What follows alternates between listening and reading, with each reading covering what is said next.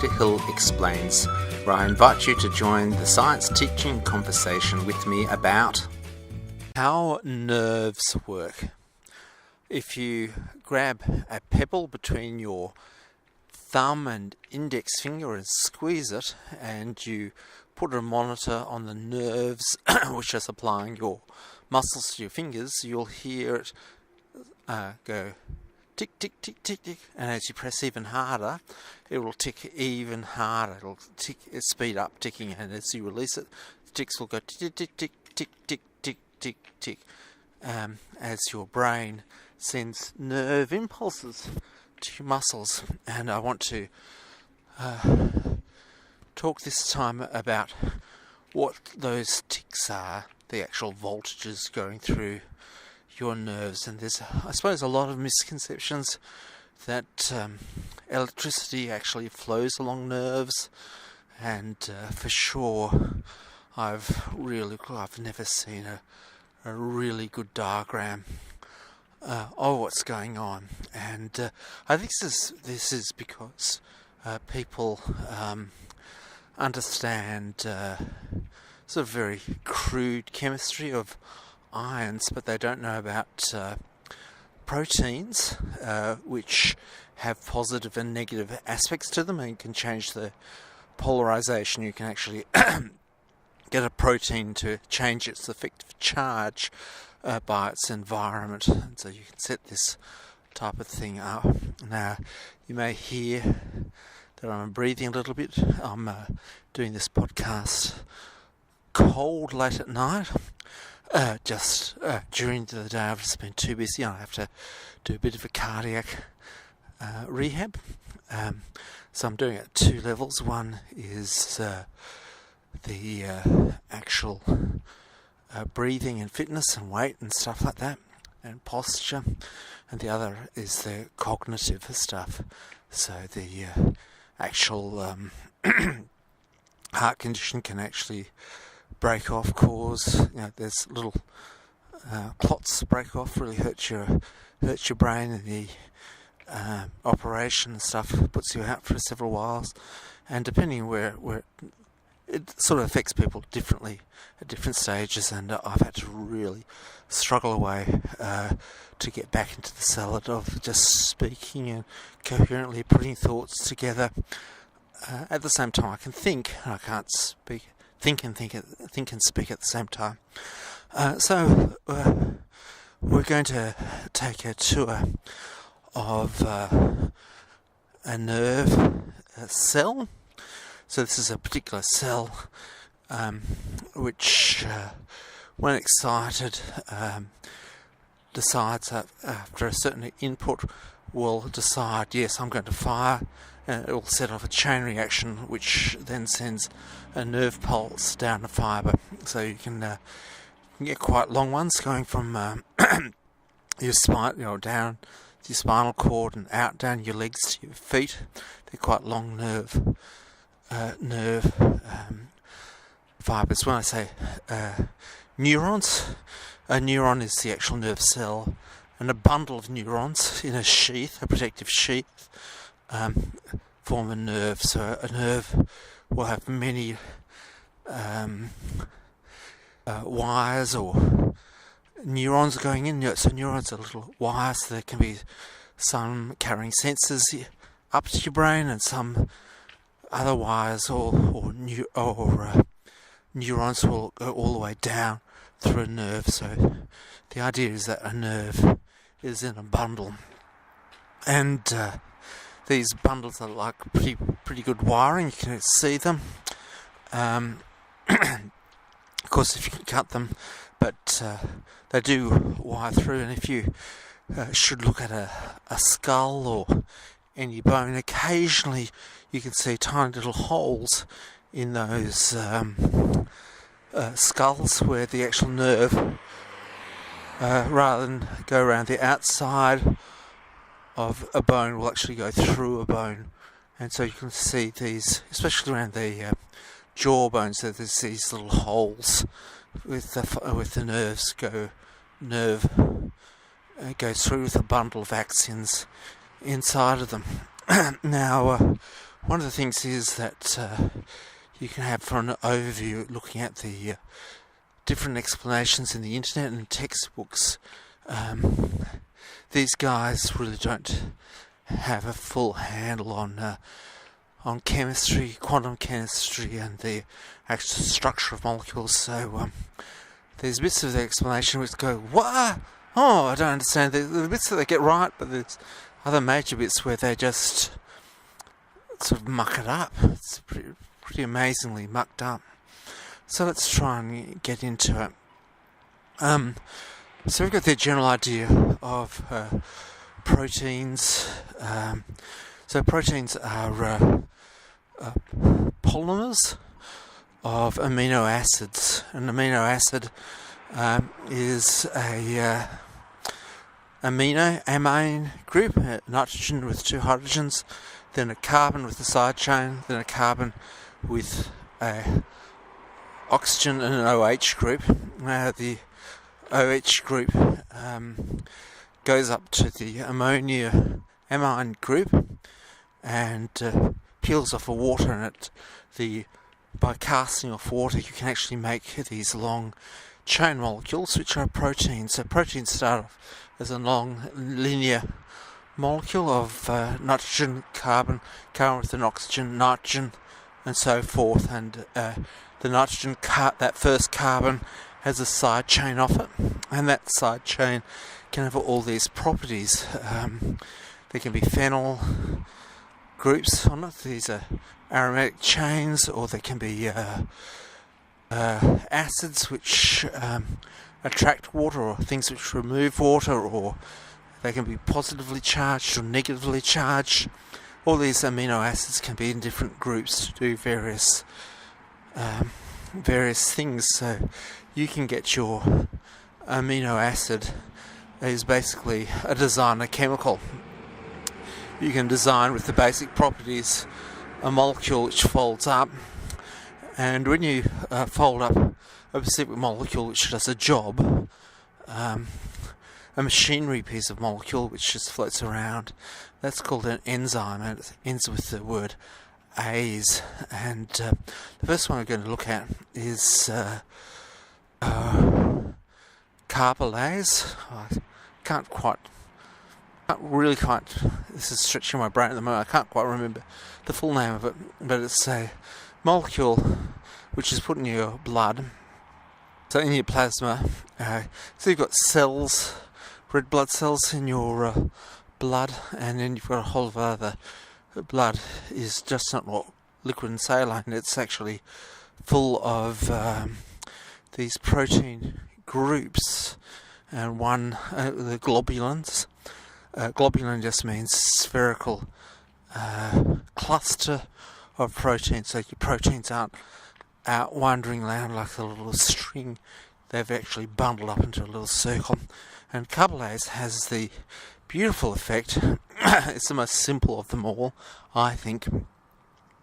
And it just absorbs carbon dioxide and chuffs it off in carbolic acid. And that is, it actually gets carbon dioxide and sticks a water to it, and which means, in effect, an OH. So it's H2CO3. So it's CO2 plus a H2O, H2CO3. The oxygen's there, and what that means is that this carbylase means that the blood is particularly good at absorbing carbon dioxide and turning it into an acid. So around you, like at the moment, I've got my legs pumping back and forth. A bit of a sore back as I'm walking through here. Walking through tonight at Glenbrook with I won't say what's on my head because my kids get too upset. They'll wear a blanket to keep the heat in. Okay, so your carbylase is in your blood, and it means that your carbon dioxide is produced by every little cell. Every little cell is just breathing your blood, uses your blood to breathe from, and because you basically are an aquatic animal with the really nutritious oxygenated and carbon dioxide dissolving liquid, your blood. In it, you've got your own internal sea. Now, this carbon dioxide makes your blood acidic, and your blood's acidic, and it tends to, when there's a low carbon dioxide concentration, the carbon dioxide bubbles out. So when the blood gets pumped around your body, it picks up the carbon dioxide, transports it to your lungs, and it's exposed to a low carbon dioxide layer. Now remember that carbon dioxide is 0.1% less than 0.1% of parts of the atmosphere, so it's very low concentration anyway. So when it's exposed to your lungs, the carbon dioxide just goes out. So that's one of them. So we're just getting the idea into your head that it's the molecules, the proteins, the molecular physics, which really drives a lot of our life's reactions. Now, I'm not going to tell you the way that these textbooks and YouTube videos describe it, because you'll say, yeah, that's right, and then you won't listen to what I have to say at the moment. So carbolase, but then you've got the heme molecule, which is basically if you like, some sort of tennis racket with a gap in it for the iron in it. It's sort of like a jewel with an iron molecule, iron, so iron stuck in the centre of it, and this heme molecule holds it, but the heme molecule is like a jewel setting, and it sits in this complicated protein, and the complicated protein has basically a finger which sticks up, and ligand coordinates, is the word, with the iron to make something of this fantastic super duper hemoglobin. I sort of really like it. It's a molecule. It's really complex. You can look at it for I don't know hours. It's a never-ending fascination to look at it and see how it works. But this particular hemoglobin has the factor that it can do some pretty amazing things to oxygen molecules. So oxygen, if you like, is an O2 dumbbell, and this actually absorbs, but not strongly, oxygen. So and it does it for low acidity. If you increase the acidity of oxygenated blood, it suddenly releases the oxygen. So if you're smart, you can probably pick up the story, which took a while to pick up, work how it operates. So the hemoglobin goes to where there's a lot of carbon dioxide. The carbon dioxide is turned into acid, so the acidity goes up and the oxygen gets dumped off. So what the blood does is that if there's an acid build-up, it starts dumping the oxygen. And so essentially, if you've got some lonely little part of your body which is working away pretty hard, it will produce a lot of carbon dioxide. So say if you're going to flex your arm only, your left arm, you're going to do a lot of exercise on that. You decide that the fashion is to have a weak right arm and a big left arm, a big southpaw. You're going to do lots of exercise. A lot of exercise, huh? Your left arm is going to need more oxygen, and it gets more oxygen because it's doing more work, producing more carbon dioxide. It's this beautiful thing. And so that's how the hemoglobin works, and it's really interesting to see how it organises 4 on the heme molecules, 4 nitrogens, and yet another nitrogen which sets in the hemoglobin molecule. So globin means a enzyme. So hemoglobin is an enzyme. It's a molecule which does a chemical job, but its chemical job is quite specific. This chemical job is to absorb oxygen and release it when there's an acid build-up in the body. I hope that makes sense. It makes sense to me.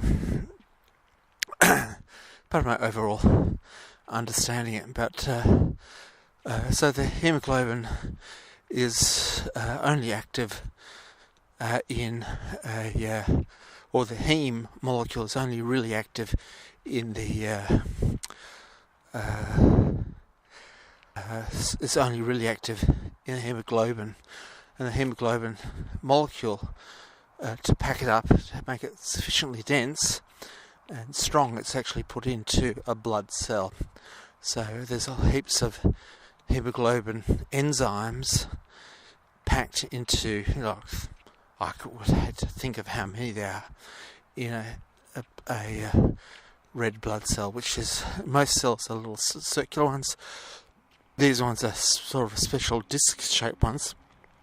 It's had the nucleus removed from it, so they can only, without the nucleus there, the red blood cell is made up, packed up, looked after itself. It eventually will die because it can't actually ever manufacture any of its own chemicals, because it's not producing fresh RNA for its ribosome. Ribosome, it's I've actually forgotten the name of those little it's ribosomes, endoplasmic reticulum ribosome. I really can't remember. Zome means any sort of enzyme is zome, so I think it would be ribosome. Yep, okay. So the red blood cell is there. It's really interesting. And of course, the heme molecule, when you get hit, the heme molecules shake off and they go through successive oxidations. Now, the entire thing is that these molecules aren't water soluble, so then you've got to put them in a little package. So that's the other important thing about hemoglobin. It's not, the heme itself is not water soluble, so you've got to put it in a little waterproof package for it to operate. You just can't put it loose into your blood. So that's what's in the cell. But when it gets hit, it oxidizes and goes through a billy Verdi, it turns green. So when you get hit initially in a bruise, your blood breaks apart and it goes browny or greeny when you get hit. And then later on, your liver is continually going through, checking out. Basically, it pretty much does a body search of every protein in your blood, and if it doesn't like it, it starts to rip it apart, and your blood gets ripped apart and goes through the green, and bilirubin is your blood when it's ripped apart sufficiently. It has sugars on it to make it sufficiently water attractant, so it's water repelling, your hemoglobin, so it's made water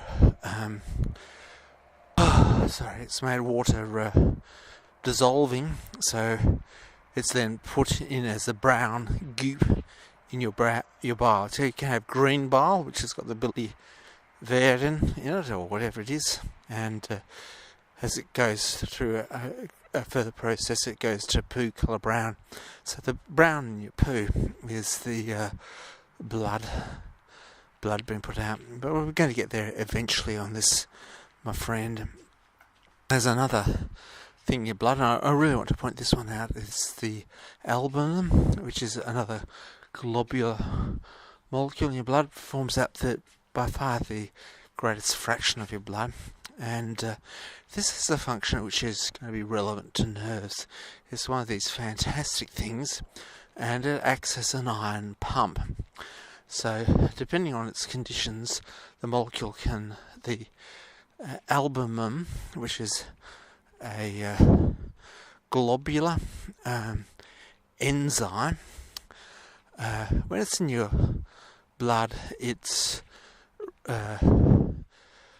Just you basically press a few buttons on it with a few chemicals around the outside, and it turns into a fairly decent negative charge, or the negative charge of the molecule is exposed on the outside. And what it does is that it actually sucks out sodium ions.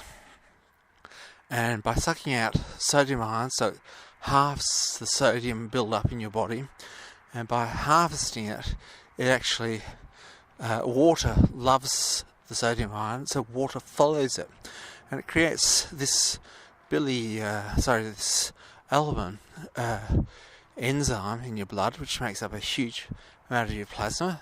Albumin is named because it's a globular protein found in egg white. So your egg white, and so when your egg white, so it's got heaps of sulfur bonds in it, similar to egg white, and it's sort of like the syrupiness, the thickness of your blood. It's this albumin, it's egg white going through. You can have your blood low viscosity, but not too high viscosity. It's got to move very smoothly around places, and it's actually got to have some resistance going through the capillaries.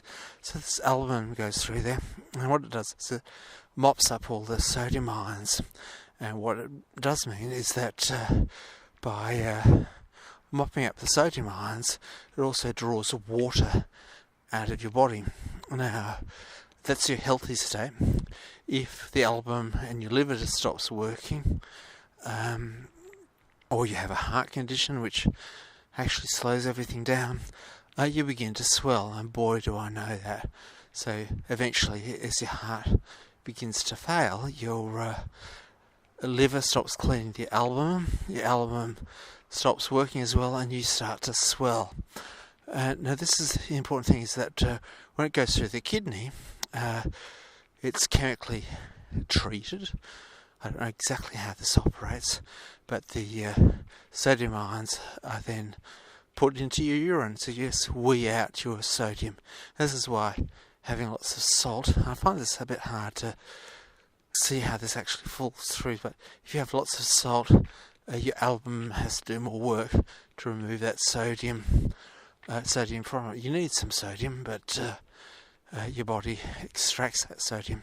Now, what this means is that your blood pressure is actually higher than the liquid pressure on the outside of your body. So your blood pressure is high, but the actual tissues in it are lower pressure. So your blood pressure is higher than the actual pressure of the rest of your body. So your blood pressure isn't the full pressure of blood into your body. So if you can imagine you have a human and you just hook it up to a hose, that pressure, if it was leaking, as it does leak, would eventually expand, and the entire body would go up to that blood pressure. So it's really important. So it's a osmotic pressure, which drops the pressure across the capillary, and obviously means there's a gradient, another pressure gradient for nutrients and other things to go through past the capillary. So it's a sort of an interesting aspect.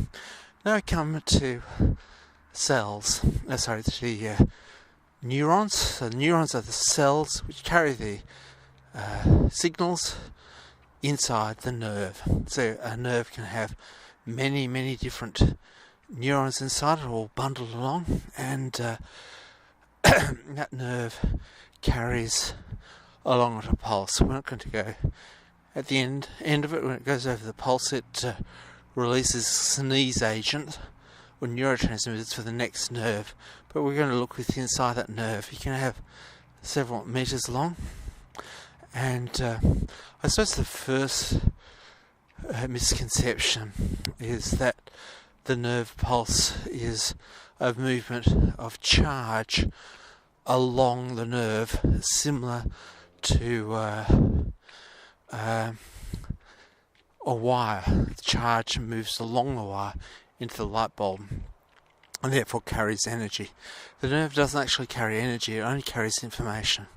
And a nerve pulse really is the way to imagine a nerve pulse is that you've set up all these dominoes and you just tick a domino, the one domino falls over, and when its head hits the correct waist of the next domino at an angle, so it's falling forward and it hits it sort of like the bottom third going up, it's sufficient to actually hit it over the next centre of gravity. So if they're too far in space, the domino will fall and actually knock the next domino forward and it will flip backwards, so you got to get the spacing optimal. But these dominoes, when you knock it, so when you knock the dominoes, they all go forward. That's okay for getting a nerve, a piece of information. You have it in a Rube Goldberg machine, you press the domino, it sends the information forward and sets off the next thing, which could be a muscle contraction at the end. Of course, that's only once, so what you want to do is to have a mechanism of resetting those dominoes. So, nerve pulse is a nerve pulse, but to say more, you send more pulses down. So, more pulses down. So, what you want is a whole lot of school children come in and set up the dominoes again, ready for the next nerve pulse to go down. That would take a bit. Or you could buy a packet of magic dominoes, and that would have little arms and legs and right themselves up and position themselves all by themselves. And that is exactly what happens in a nerve cell. It has basically a domino effect going through, and it all falls over, and then after a certain while it re-triggers itself. And what we say is that the nerve has a potential, acts as a sort of a little battery across it, with charges that not travels down it, and ions don't travel down it. The ions move in and out. So the nerve axion, which we're going to talk about, this is the little fibre which goes down, the neuronal fibre. You can imagine it a bit like a garden hose. And what happens is that it has a potential across the garden hose. And that is, if I put a wire in the centre and a wire on the surface, it's like a spherical, sort of cylindrical battery. There's a voltage across the outside, and that's the cell potential. And it's a plus and minus charge associated with it. Now, this is where the explanations I've seen fall down, because they draw an unequal number of positive and negative charges. They tend to just draw positive charge. But an axion is of zero net charge because if it was charged, you'd be able to, your nerve fibres would be attracted, would feel electric field. There's no net charge. So there's an equal number of negative and positive charges. The positive charges come from two species, and they're critically important, from sodium and potassium. So it goes lithium, sodium, potassium, I forget what the next one up, all the way to francium, in their little metal ions. So you've actually got metal in you, and the cell has got a potential field across it, but overall it's got no net charge. If it had a net charge, you'd be able to, rub a party balloon and feel it pushing your nerves around. It doesn't happen, so I think we've already knocked out over half the internet explanations of what's going on. So there's no net charge, and there's an electric voltage between the axis and the surface of the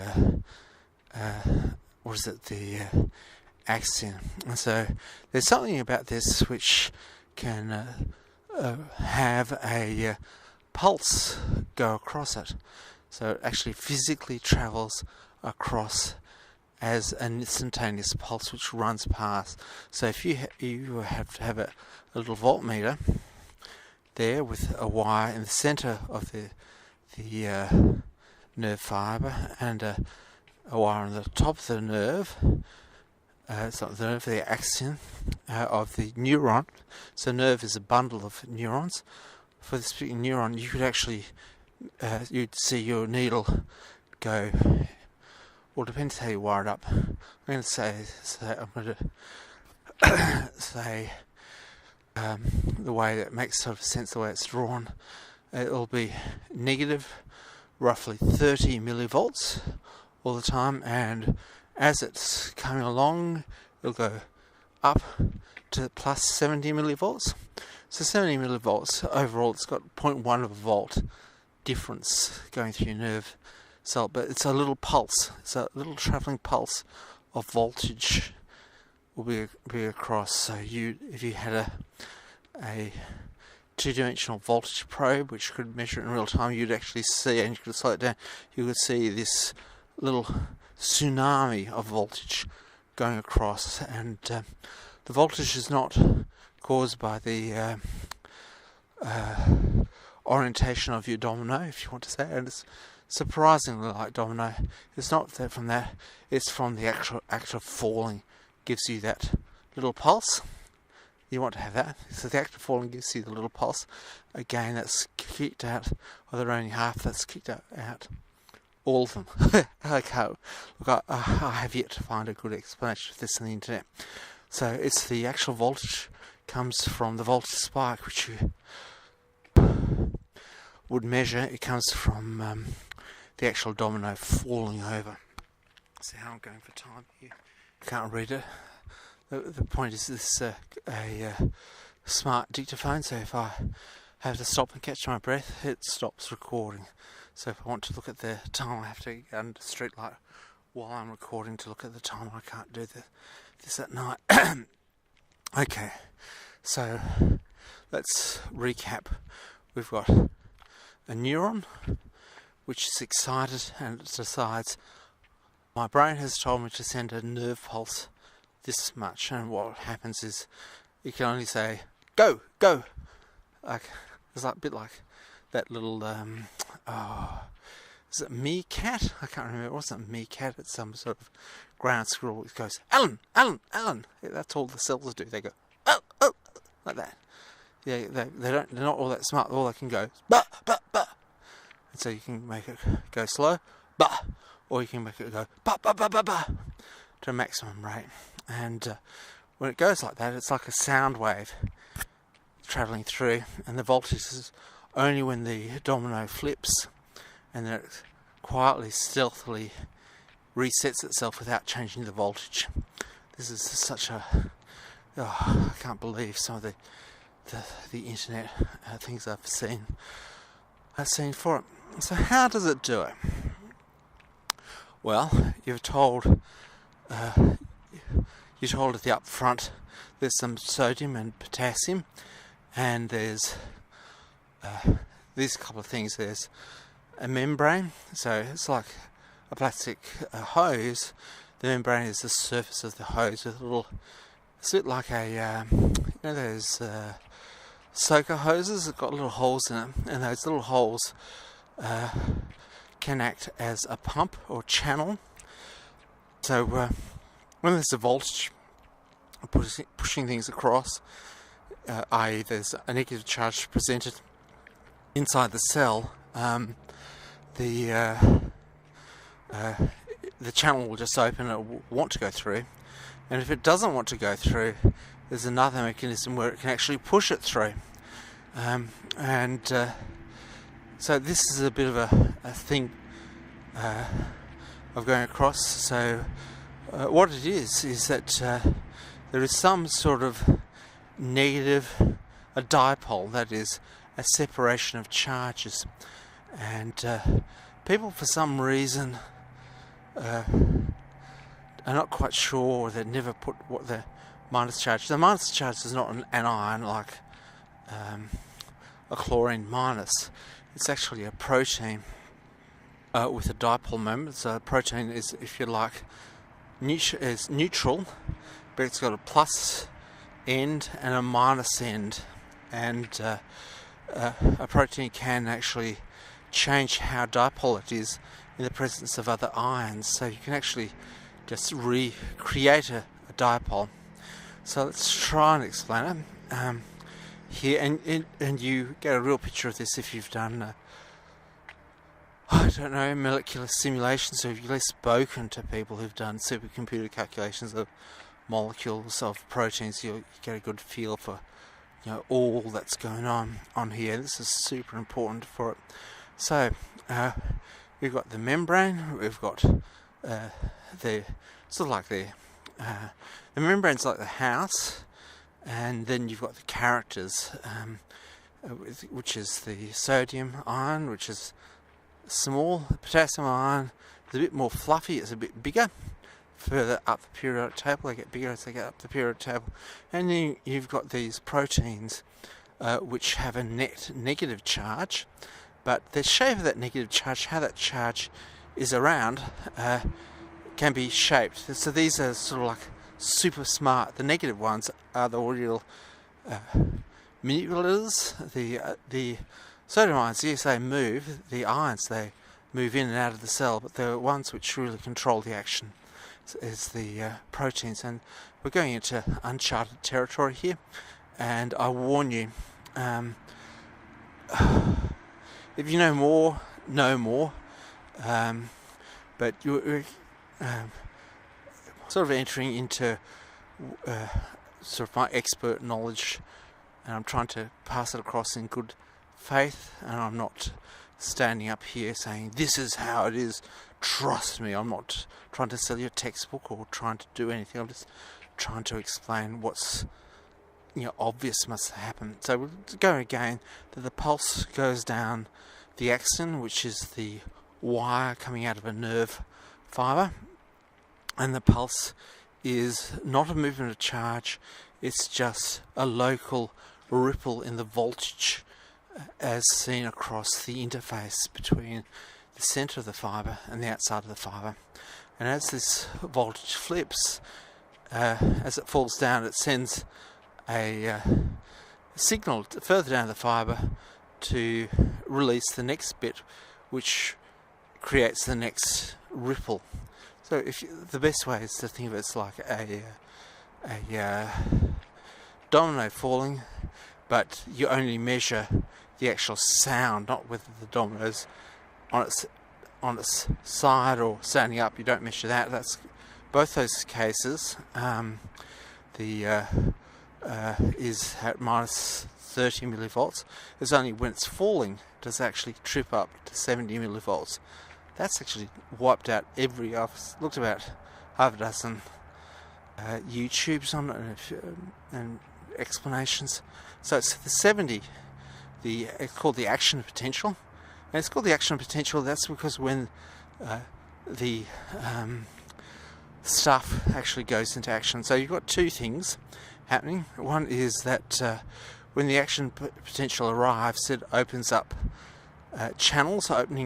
Opens the fibre up, and then the ions move a short distance. That actually doesn't create the voltage. Then you get the dipole created or flipped when the appropriate ions rush in, and then when they're rushed in, they overrush. You get a little a rush in, a back rush, and then everything settles up again, and then over the next resting period it re-triggers the dipoles. And so a dipole is a stick with a plus end and a minus end, and how strong that dipole is can be in a molecule, in a protein, can be determined by a whole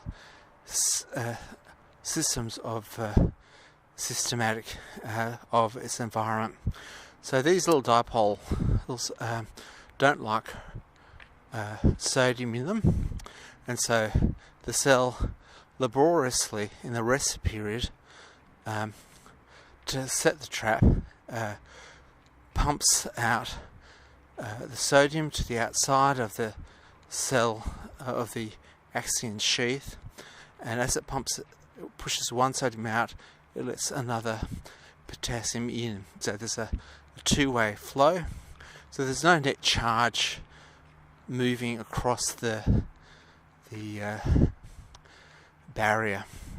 The sodium comes out, the potassium comes in, and it grows the dipole. These molecules, which have a negative end and a positive end, makes the dipole more extreme, and it means that the negative ends start to point towards the outer side, because there's a positive charge on the outside. This negative end starts at the outside, and that means that you can get slightly more potassiums on the outside. So, did I say nitrogens? I meant sodiums. Sodiums get actually pushed outside the cell, and they still want to be attracted to the negative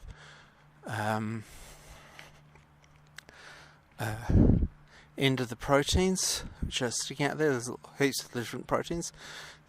So it means that the negative ends of the proteins line the outside of line the inside of the cell, and there's an accumulation of positive charges. So you get a plus minus plus dipole produced, as the potassiums on the inside aren't as effective at reorienting those dipoles. So it really is, the dipoles really do flip. It really does fall like a domino, and there's two aspects to the orientation, but also the charge within your protein, the charge distribution within your protein changes. And so the real current that you see when the pulse comes apart, and these are in the fraction of hundredths of thousandths of a second, is the charges moving within the proteins. The negative charges moves within the proteins, and the ions move a small distance across these ion channels. So when it does that, the proteins are suddenly change configuration, and this sudden change of configurations launches a voltage spike, which then triggers the opening of channels which allow ions to move out. So the ions then move across the barrier, and so you've got these two things happening: the channels opening, and the dipole momentarily flips, creating a charge. Then the cell has to rest for a while as it laboriously moves the sodium back outside the cell, ready for the next pulse to go. It's the flipping of the domino going down. So that's actually how the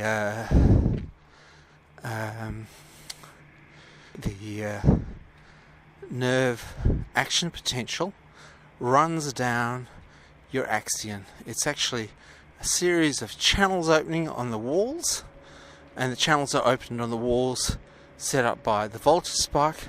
When they do open up, they do create the voltage spike a little bit further up, and the voltage spike, or the field spike, is caused by a sudden change in the dipole moment, or dipole interaction, due to the fields. The ions are moving away, the charge being exposed, and then as they move away, they reset the dipole, the dipole there. And so you only really see this when you see the importance of protein. So let's just recap on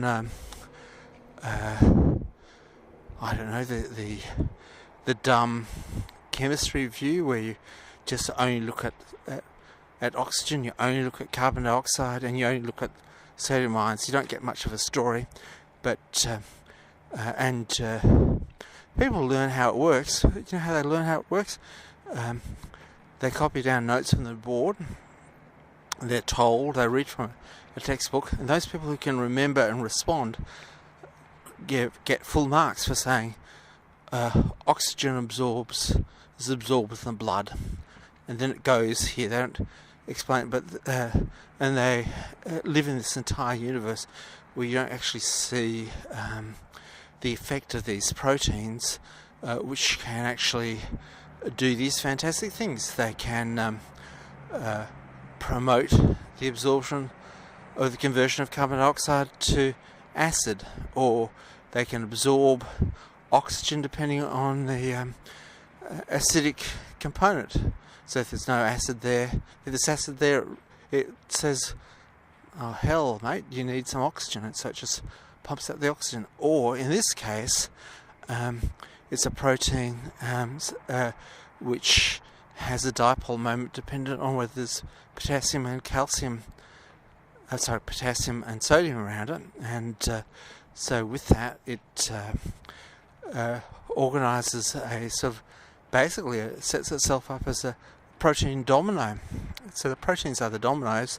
The actual ion flow is the actual sort of like the force of gravity on it, and so it falls over, and it falls over when the sodiums jump on and flip it, and then the cell works away to reset up a thing. And look, here's a beautiful, is it a lizard? No, it's not. It's actually just a stick. I'd be surprised when you walk at summertime, there's a fair number of lizards just absorbing the heat on rocks and various things like that. So that's my story. I've done my cardiac walk, and the overall idea is that I pump out these podcasts, improve my cardiac rehab, and get a general build up. So the lesson preparation, the website, the apps, the podcast. Try to get the podcast across Twitter. There's another one out there. Twitter, YouTube now. There's another social media one, which is the feed burners and stuff like that. And then I just pull my teeth out at the moment. Seems the only way to automate it onto Facebook is to pay WordPress $10 a month, which would just absolutely kill me. So I can get it out on Facebook and LinkedIn. So I'll get them all up and running, and so I'll hopefully be physically and mentally rehabbed with a full suite of technology to go ahead. And of course, the icing on the cake is that I've got a sufficient amount of time to actually look through these things and say, oh well, hang on, the actual core material, so I've got the icing, but the actual core ingredients of what I'm teaching is not there, or at least I will know that there's actually no genuine knowledge in just getting people to rote learn what's going on. And I suppose the basic thing is that you have to know that a nerve sends a pulse down, and I suppose there's no way that you can actually get sufficient time to actually get people to understand what proteins do, and you can really only understand what proteins do by knowing the molecular orbitals and the actual shape of orbitals and how electrons charge and all the properties of the protein come about due to the actual nature of the amino acids on it. So that's all for the night. I'll actually put this in and just put it on my the podcast engine. I think everything is cleared with it. There's a few more tweaks that you want to reduce the number of keystrokes to do, But I think the major advance has been, at least today, picking up a few bugs with it, and souping up the codecs for the video and audio encoding, so it doesn't take an hour to download the files. A little bit shorter, a little bit more optimized for YouTube upload, and then the processing's a doddle at YouTube's end, because I've actually just gone through, read what codecs YouTube uses, and that doesn't have to figure out. YouTube doesn't have to figure out what thing that you're sending it to, and then apply a process engine to it. Yeah, there's probably a few more things I'll get done. Thanks a lot for listening.